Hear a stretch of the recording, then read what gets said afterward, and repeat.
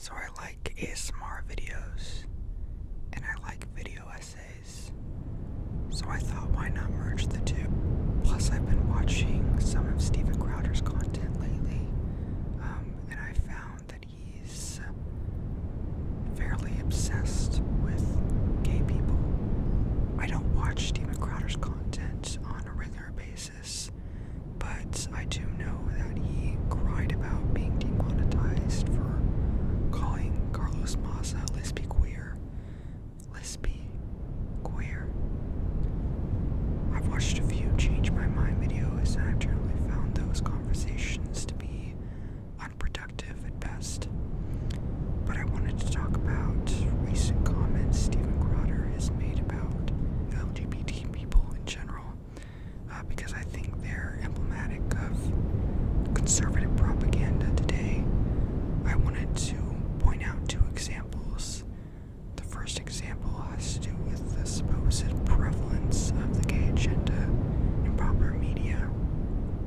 Just last week, Steven discussed the term propaganda with his team of yes men, because that's something Steven really despises. That's why he used to work for Fox News. Anyways, he talked about Edward Bernays, the author of the book Propaganda, and the man who helped overthrow the democratically elected government of Jacobo Arbenz in Guatemala, along with the CIA, of course. He brings on this guy named Smooth Manny, whom I guess has a segment where he gives history lessons to people. I'm not really sure. But he gives this guy Smooth Manny gives this succinct summary of Bernays' work, namely about his conception of propaganda. Edward Bernays was a journalist and author who believed that propaganda was inherently good because it allowed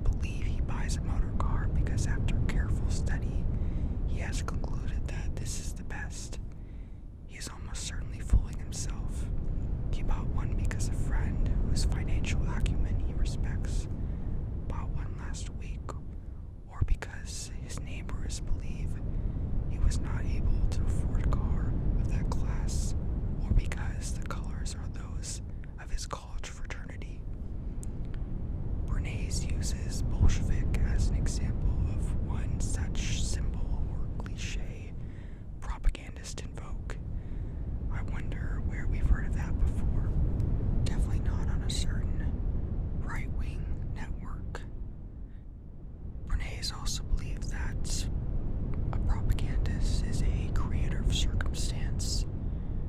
Bernays uses the example of the music room.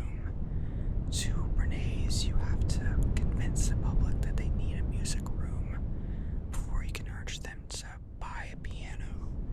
Don't just tell the public that they need a piano. Design a world in which buying a piano seems an obvious choice, given the fact that the vast majority of people have music rooms. Likewise, Trump and his goons questioned the security of voting by mail to initially suppress votes and to ultimately create the conditions in which voter fraud seemed an obvious outcome to people. Democrats are, of course, guilty of propaganda as well. The term radical has become a convenient slur from both Republicans and Democrats, but the word is almost never preceded by specificity. What is it that makes radical politicians inherently bad? Of course, there's not an answer. The term conveniently lumps together Che Guevara and Martin Luther King under one category. It's an emotive word, the kind of rhetoric Bernays emphasized. The second example deals more with Stephen's own brand of propaganda and an age-old stereotype regarding LGBTQ people. About a month ago, Crowder insinuated that LGBTQ people are pedophiles, or that they're more likely to be pedophiles, which has no basis in fact. He said, quote, "You need to understand the risk, particularly with young boys in your household, as it comes from men in this community. Men who have kids climb on them, show them their crotchless nylons, and do drag queen story hour. According to the American Psychological Association, LGBT people are no more likely than their straight counterparts to molest children." And Gregory Herrick, a leading researcher on prejudice against sexual minorities, found that gay men do not molest children at higher rates. As I mentioned before, these rife stereotypes are nothing new, though. A 1950s PSA titled "Boys Beware" warned of the risk homosexuals pose to young boys. In it, a shady character infiltrates suburbia to prey on young boys. He wins the boys' confidence, grooms them, and eventually seduces them. The PSA ends with the statement, quote, "No one knows when the homosexual is about. He may appear normal," surely striking paranoia into the hearts of 50s housewives. For years, homophobes have frequently manufactured outlandish numbers regarding gay people. One man named Paul Cameron, a psychologist, fought against a proposed Colorado bill that would allow same-sex marriage on the grounds that lesbians and gays are statistically more likely to be child molesters, which has no basis in fact. Of course, he cited one of his own studies. Other studies of his claim that 70 to 75% of gay men regularly ingest fecal matter, and that 70 to 75%